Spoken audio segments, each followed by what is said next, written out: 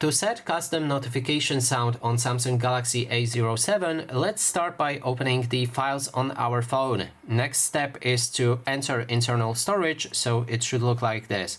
Then scroll down, pick internal storage, and from here navigate to find the sound file that you want to use as your notification sound. In this case, I'm gonna go to recordings and then, not the recordings, ringtones, and then select this file.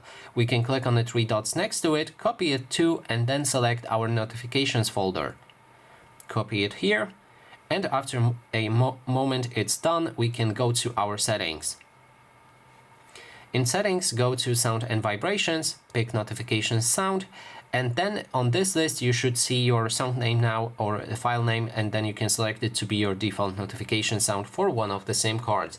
And that is basically everything. Thanks so much for watching, and if you like this video, please consider subscribing.